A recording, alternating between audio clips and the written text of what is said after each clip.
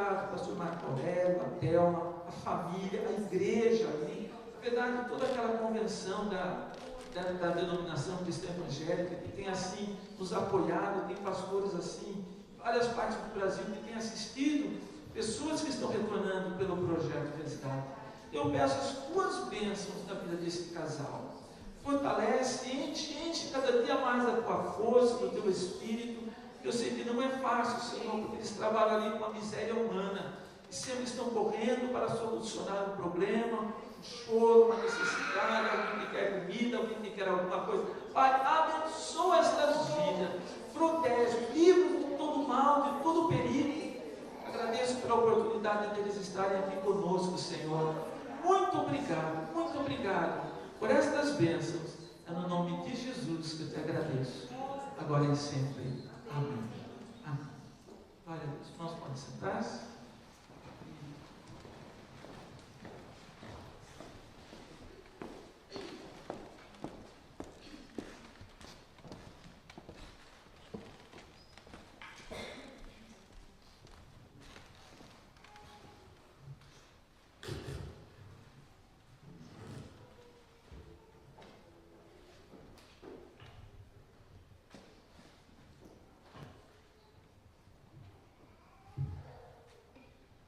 Eu não preciso do óculos, vou colocar só para ficar mais charmoso, tá?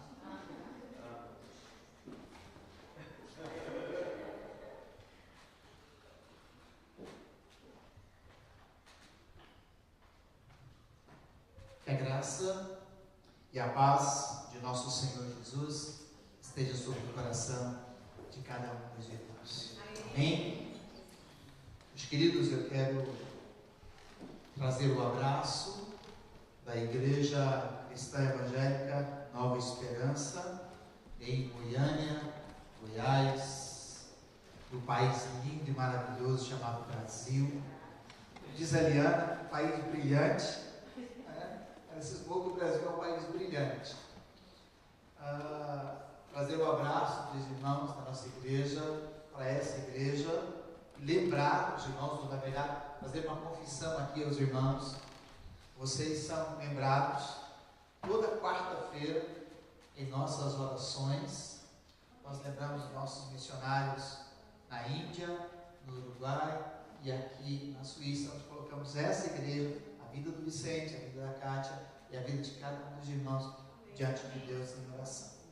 Então, quarta-feira, mais ou menos por volta de umas 8h30, 9 da noite, mais ou menos meia-noite aqui, né? Então, quando vocês estão fechando o dia, nós estamos pedindo a Deus para continuar abençoando a vida de vocês. Amém? Agora, porque só dá 3 horas, né? Mas normalmente são 5 horas de diferença. Então, meus amados, meus queridos, se de repente eu começar a falar muito rápido, você pode. Ok. Ok. Meus amados, quais são as características, as marcas de um servo de Deus? E quando nós cantávamos, e quando nós cantamos, e parece que nós saímos do chão e começamos a entrar na presença do Senhor, nós cantávamos que queremos valorizar, queremos reconhecer o irmão, e às vezes nós cantávamos dizendo que nós não somos dignos, que nós precisamos da graça do Senhor. E quando nós cantávamos, parece que, eu não sei se o céu descia ou se a igreja subia, mas parece que quando nós cantamos, nós nos sentimos mais homens e mulheres de Deus. Quando pensamos sobre isso, eu gostaria de pensar com os irmãos, quais são essas marcas, essas características de um servo de Deus? Quando nós procuramos características ou qualidades que identificam as pessoas, nós queremos saber quem é, o que faz, o que trabalha, qual a formação, qual a sua opinião. Nós que somos pais, me lembro que quando meu filho caçula veio me pedir para namorar uma moça, eu fiz essas mesmas perguntas para ele. Eu disse para ele: filho, quem é? É filha de quem? Ela trabalha?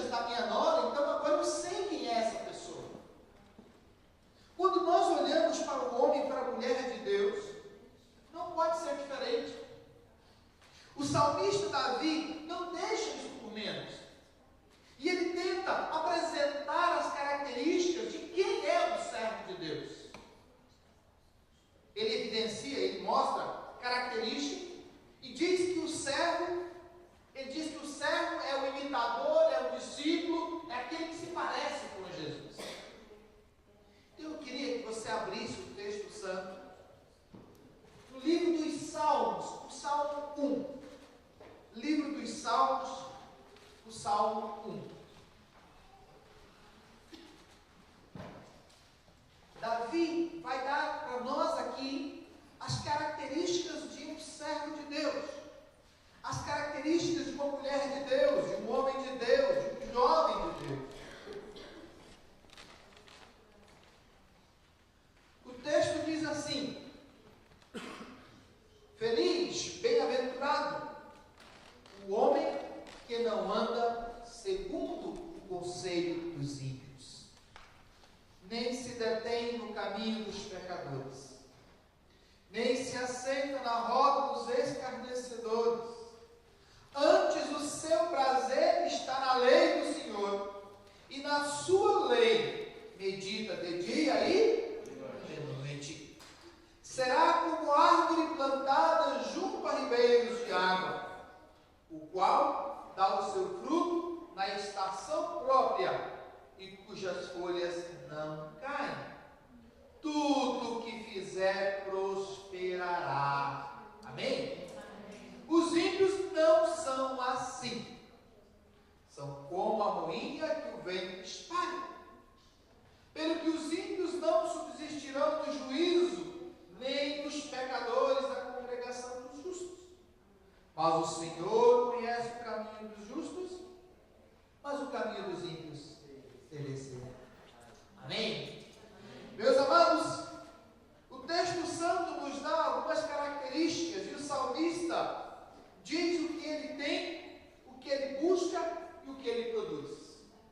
As características de um cristão, de um homem de Deus, de uma mulher de Deus, de um servo de Jesus, está nesse texto dessa forma. Eu queria compartilhar com os irmãos essas três características do servo de Deus. Deixa a sua Bíblia aberta, vá acompanhando o que eu estou dizendo. Diz assim no texto que a primeira característica de um servo de Deus, ele tem uma vida pura.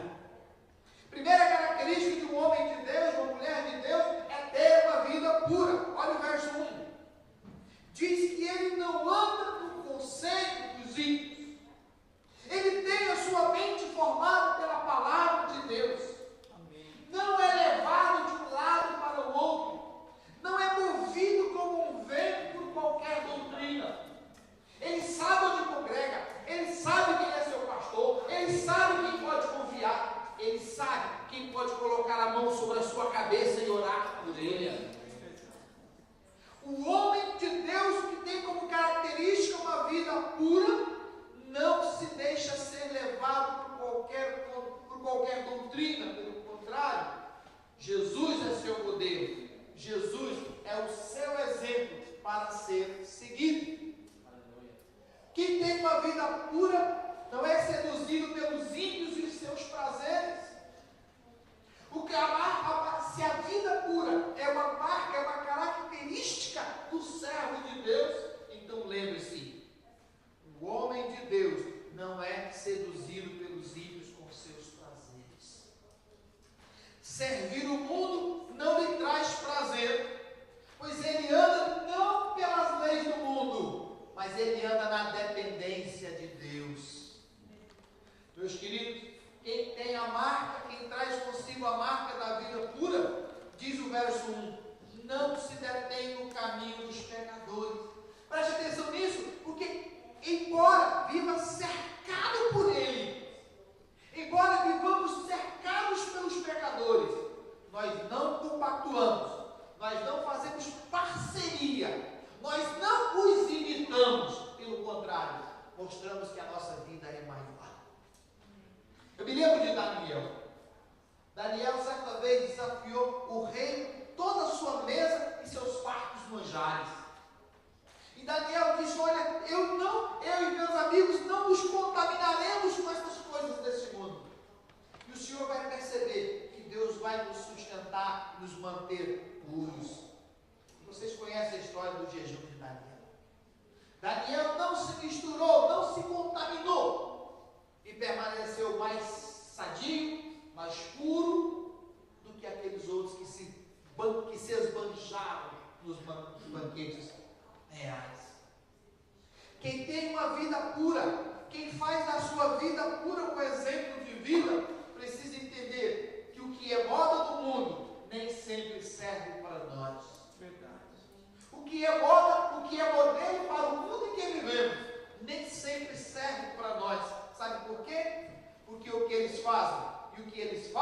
nem sempre é digno de imitarmos. Eu sempre digo para a igreja que precisamos fazer uma grande diferença. Nem tudo que os outros fazem, nem tudo que é moda, nem tudo que é para todo mundo é digno para nós. Quando alguém diz assim: ah, pastor, mas todo mundo faz, por que eu não posso fazer? A resposta é simples: você não é todo mundo. Você é alguém pelo qual o Senhor Jesus morreu na cruz, ressuscitou, está sentado de Deus Pai Todo-Poderoso e intercede.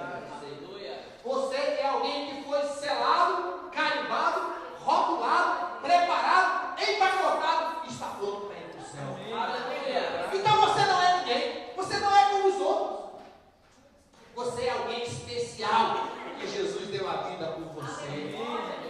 Se Ele deu a vida por mim, então eu não posso imitar aqueles que não creem nele. Não posso imitar os ímpios.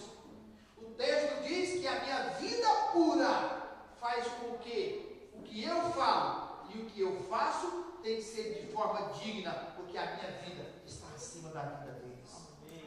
Glória a Deus. Quem tem uma vida pura e quem conserva a característica de cristão de uma vida pura, diz o verso 1, não se assenta na roda dos escarnecedores. E aqui eu queria dizer uma coisa para você. Escarnecedor aqui é aquele que não abre espaço para manchar a sua mente. Não se assentar na roda dos escarnecedores quer dizer que você não dá espaço para manchar a sua mente. Nossa mente tem que ser pura, santa, limpa, perfeita, intacta. O que está na minha mente, tem que me conectar com aquele que é superior à minha vida, é o Senhor da minha vida. Isso me faz lembrar de uma coisa. Paulo vai dizer para os irmãos da igreja de Colossos, lembra? Paulo diz: pensai nas coisas lá de cima, não as que são aqui na terra. O que Paulo está querendo dizer? Que nós não podemos pensar nas coisas aqui desse mundo? Não é essa a ideia. A ideia é que eu não posso me agarrar a esse mundo, porque eu tenho que estar com a mente pronta e preparada para ir para o céu. Amém. Glória a Deus. Não há nada nessa terra que me prenda aqui. Não há nada nessa terra que me prenda aqui. Sou apaixonado por aquela moça bonita há 29 anos, 11 meses e 16 dias.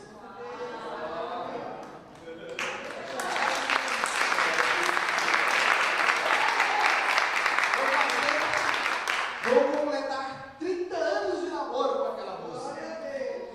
Dos 30 anos de namoro, estamos casados há 26. Em todo esse tempo, se Jesus... e ainda tenho 2 filhos preciosos. Um genro e uma nora. E uma netinha lindinha. Que vovô já está com saudades.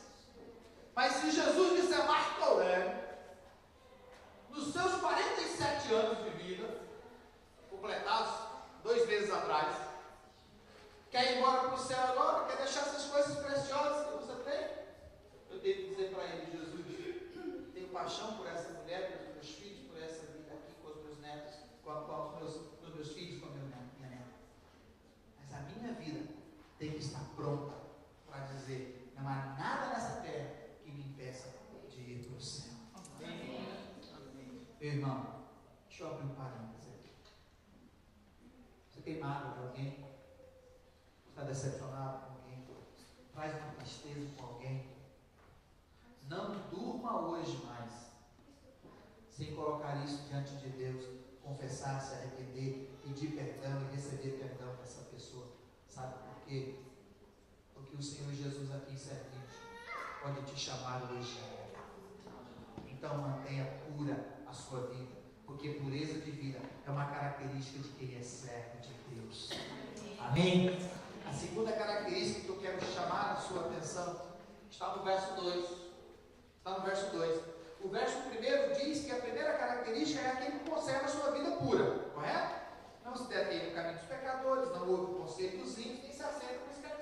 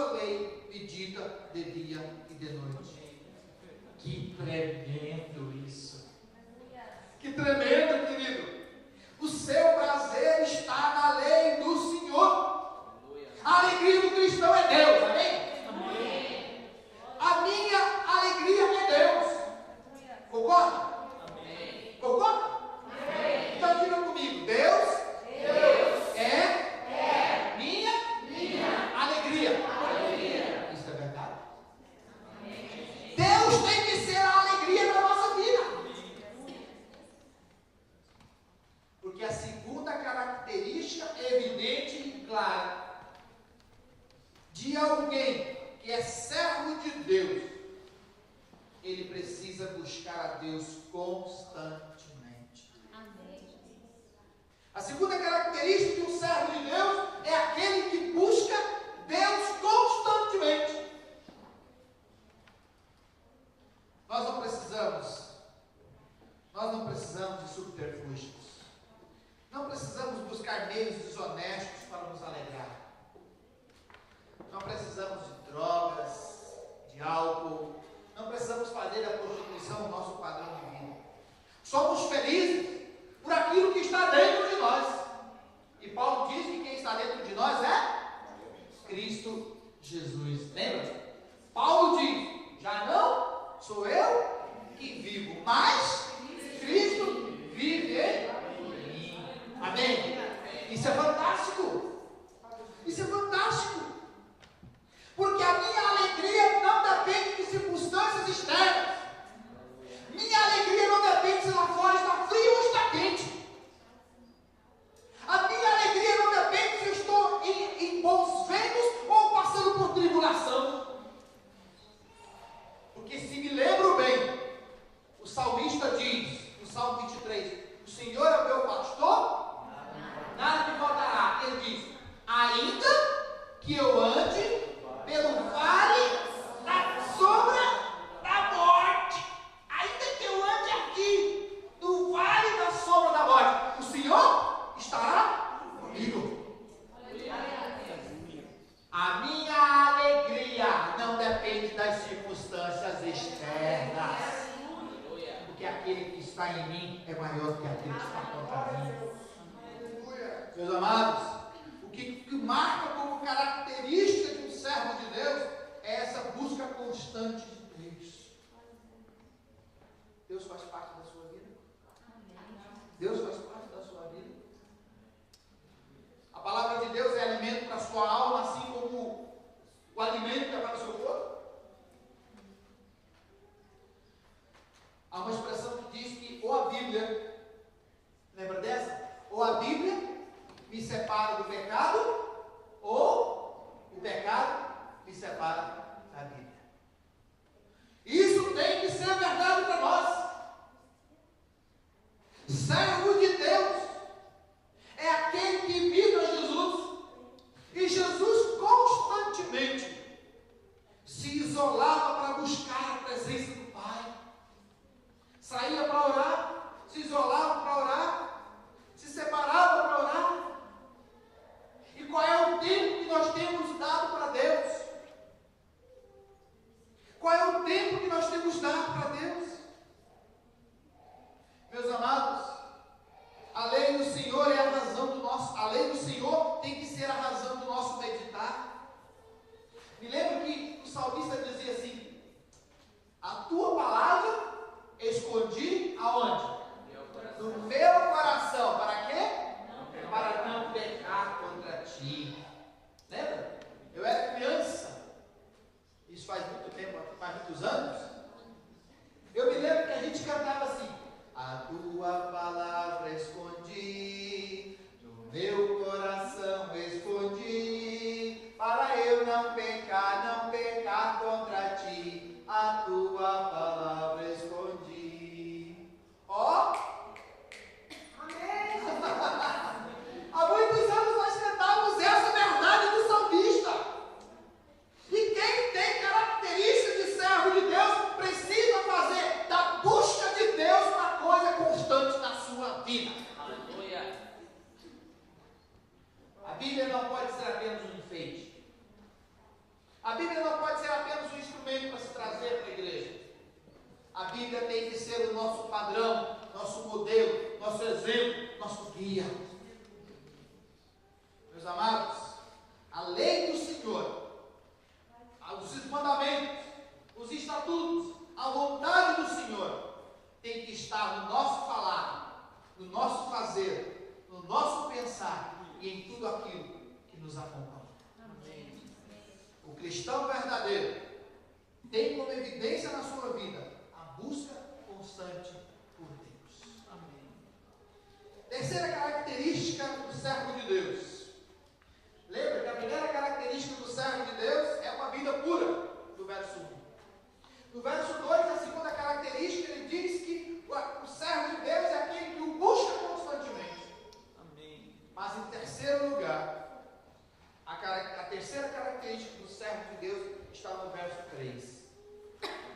terceira característica do servo de Deus, ele produz frutos. Ele produz frutos. Produz frutos porque ele está no lugar certo, ligado ao ponto certo. À medida que o Espírito Santo vai tomando conta, à medida que o Espírito Santo vai dominando a nossa vida, então nós começamos a produzir os frutos espirituais. Você lembra? Paulo vai dizer que é amor, paz, paciência, bondade. Aqueles frutos que o Espírito Paulo vai dizendo que aqueles frutos que o Espírito vai produzindo na nossa vida não são da noite para o dia. Por quê? Porque os frutos produzidos na nossa vida dependem dos outros dois pontos anteriores. Nós começamos a produzir frutos dignos, frutos verdadeiros, frutos espirituais, à medida em que os dois outros pontos que eu disse aqui têm que se evidenciar. Eu vou começar a produzir os frutos do Espírito à medida em que a minha vida for pura e que a minha busca de Deus for constante.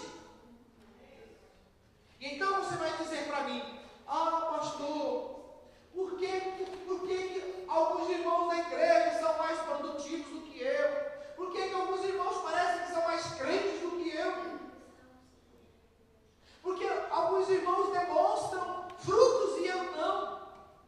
Eu vou dizer para você: você está demonstrando uma vida pura? Você está demonstrando uma vida de busca de Deus constante?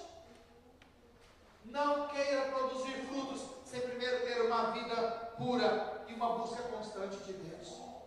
Para se produzir os frutos, que é a terceira característica, é preciso ter as outras duas.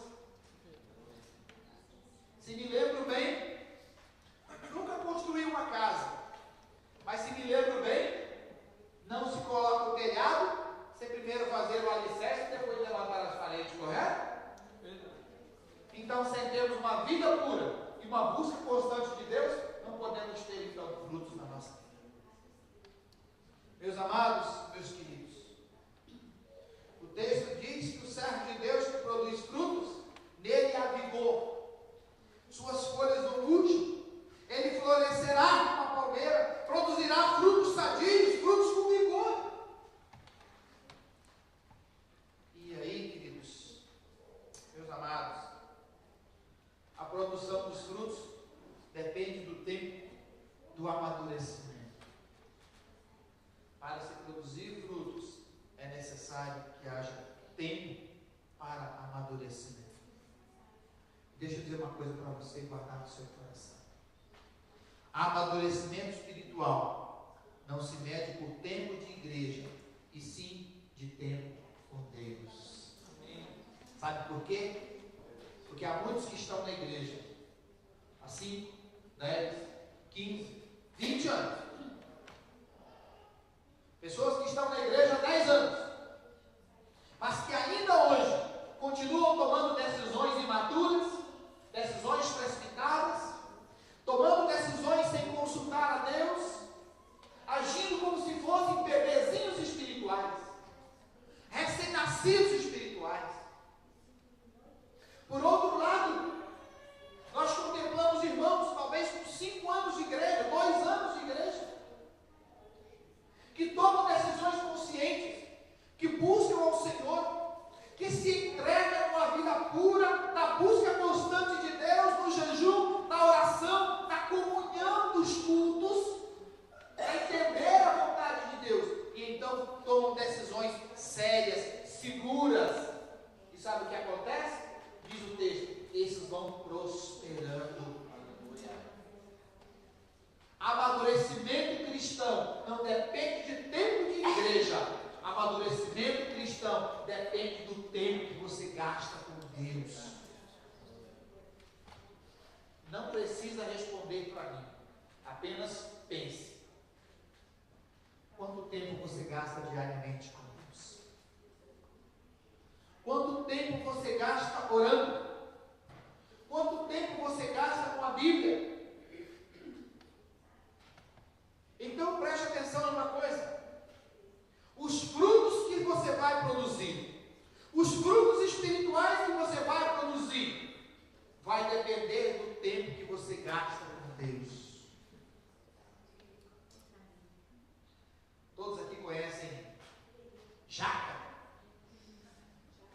Uma fruta desse tamanho?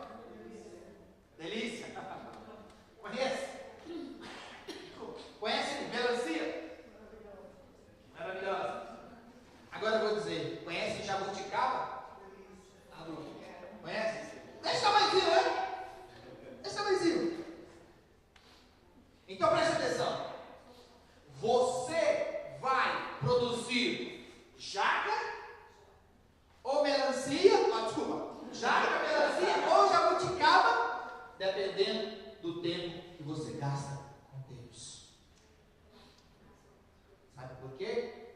Porque a terceira característica de um servo de Deus é produzir frutos. E eu vou olhar para a sua vida e vou ver os seus frutos. Se for uma jaca,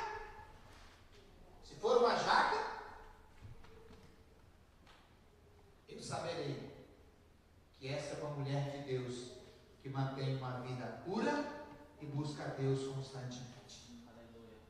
Mas se eu olhar para ela e ver apenas uma uva, se os frutos dela forem uma uva, eu vou entender que essa mulher precisa buscar a Deus e conservar a sua vida. Não é isso que diz o texto? Não estou inventando. Não sou eu que vou medir. Não sou eu que vou ver se os frutos dela é uma jabuticaba, uma uva ou uma melancia. A Bíblia diz que quem tem vida pura, primeira característica, que busca a Deus constantemente, segunda característica, vai produzir frutos, terceira característica. E é pelo resultado dos frutos que nós conhecemos quem somos.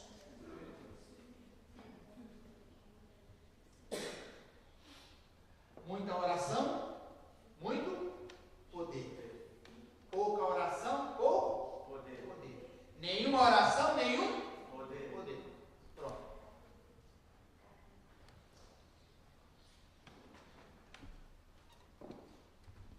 Sabe por que nós não amadurecemos na fé? Porque ao invés de termos tempo para Deus, nós damos prioridade para todas as outras coisas.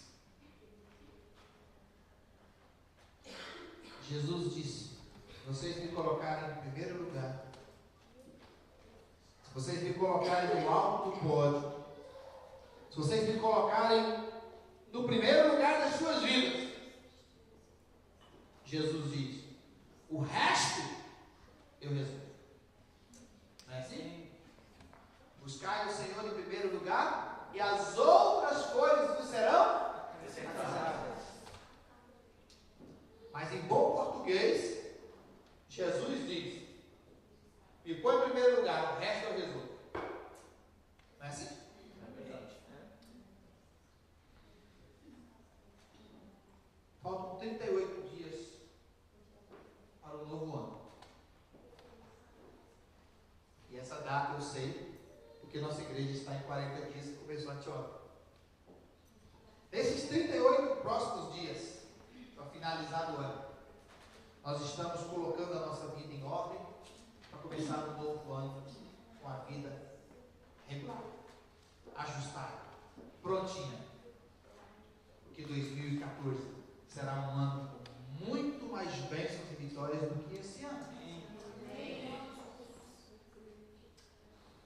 Porque eu sei também que as lutas, as dificuldades, as provações, elas virão. Faz parte.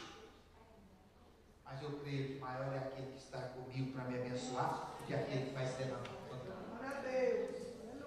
Então, meu 2014 será muito mais abençoado. Queria fechar as minhas palavras. Queria lembrar que as características evidentes de um homem de Deus, as características evidentes de uma mulher de Deus, as marcas evidentes de uma jovem, de um jovem de Deus, é manter a sua vida santa, justa e pura. Manter uma busca diária e incessante de comunhão com Deus.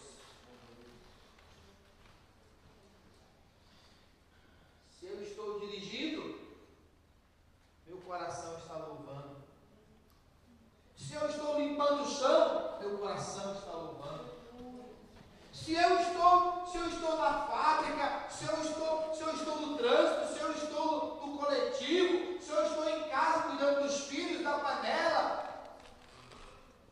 E meu coração está louvando ao Senhor. Essa é uma busca incessante de Deus. E lembre-se, essa busca incessante de Deus tem que fazer com que a nossa mente seja ligada com o Senhor. Não dar espaço na nossa mente para que ela seja manchada e então possamos perder a primeira característica de uma vida pura. Aleluia. Então, o que eu estou fazendo? O que eu estou trabalhando? Não importa se na fábrica, se em casa, se no trânsito, ou se no trabalho, ou até no lazer. Importa que o meu coração está ligado ao Senhor, minha mente está pura. Então, eu vou evidenciar a terceira característica, porque então, naturalmente, começarei a produzir frutos espirituais abundantemente. E a minha vida e intimidade com o Pai dos céus tomará uma outra dimensão. Amém? Meus amados, que sua vida, desejo do meu coração, é que sua vida seja pura, sua busca seja constante e os seus frutos abundantes. Amém? Amém. Deus te abençoe, que você tenha uma semana de vitórias e prosperidade onde pisar a planta do trabalho. Deus te abençoe. Vamos ficar em pé. Vamos orar.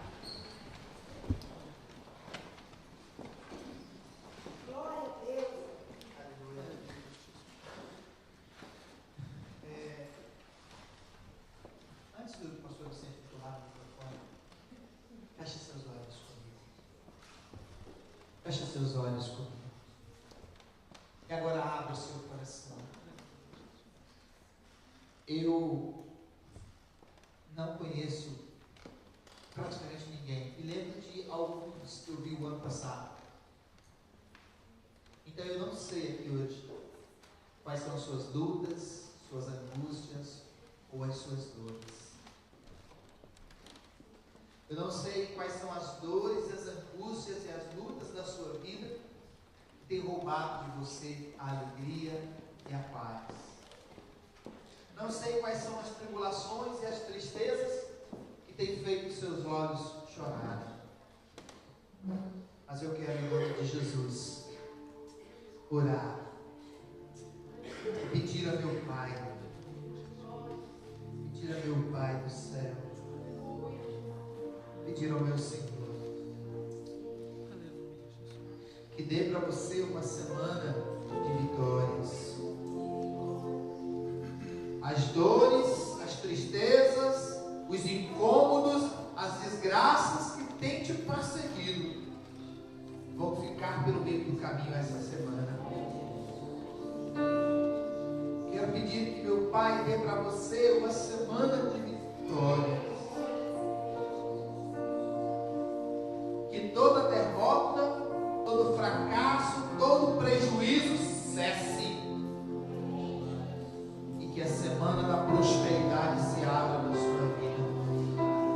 Prosperidade da família, prosperidade sentimental, prosperidade até financeira. Para que você tenha uma semana de vitória, uma semana de graça, de paz. Aí onde você está, feche seus olhos, mas abre o coração. Não abra pela metade, abra por completo. Abra todas as portas do seu coração, para que a luz dos céus possa iluminar a sua vida, iluminar seu coração. E se houver pecado guardado, pecado escondido, a luz dos céus vai iluminar cada cômodo do seu coração. E nós vamos trazer para fora, colocar no pé da cruz e pedir um perdão, pedir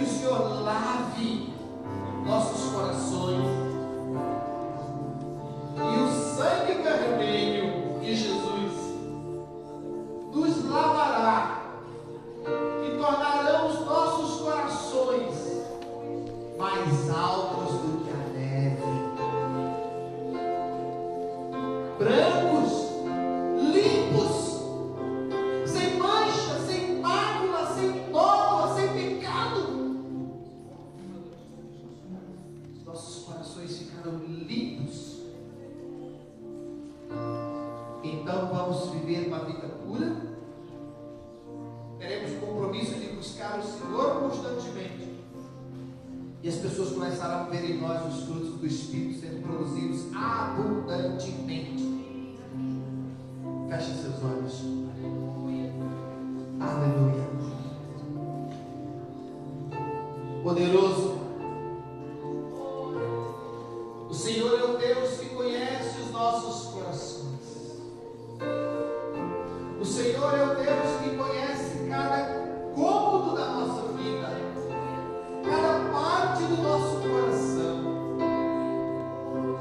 Poderoso, visita-nos agora, liberando o Teu Espírito sobre cada um de nós, e que esse Espírito Santo venha sobre cada coração aqui, e as dores, as tristezas, as angústias caiam por terra e brote uma alegria, um vigor, uma esperança nova nesses corações. Senhor, eu sei que nessa noite aqui tenho irmãos com tristezas, com mágoas, com pecados guardados, com vidas em pecados. Senhor, que o Teu Espírito visite esses corações agora,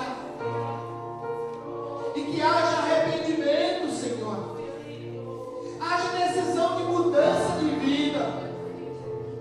Aqueles que estavam vivendo em pecados, pare agora, Senhor, de viver em pecado. Aqueles, Senhor, que estavam experimentando guardar pecados, que esses pecados sejam botados para fora, revelados ao Senhor, e o sangue precioso de Jesus possa ser derramado, lavando, perdoando e restaurando. Senhor, eu sei que aqui, Senhor, tem homens e mulheres que querem servir melhor ao Senhor. Por isso, pedimos ao Espírito Santo do Senhor que visite, que sopre sobre este lugar, e ao soprar sobre este lugar, que haja um vento novo em cada coração. Assim como o Senhor trouxe vida ao deserto, ao vale de ossos secos, que o sopro do Espírito do Senhor traga vigor, energia, vida, para que cada um aqui possa florescer, possa tornar-se com vigor. A tristeza e a sequidão vão embora. A alegria verdadeira, a alegria de um coração puro, a alegria de um coração sincero, a alegria de um coração perdoado, a alegria de um coração sem pecado escondido. Essa alegria seja experimentada por todos nós, hoje, agora, aqui, neste lugar, em nome de Jesus. Em nome de Jesus. Aleluia. Meu querido, queria que você orasse comigo. Repita assim comigo: Senhor, o meu coração está aberto para receber todas as bênçãos, toda exortação, toda correção, toda disciplina que vier do Espírito. Eu abro o meu coração em obediência ao Senhor. Amém? Deus te abençoe e te faça vitorioso numa semana de paz. Glória a Deus. Deus te abençoe. Pode se sentar, querido.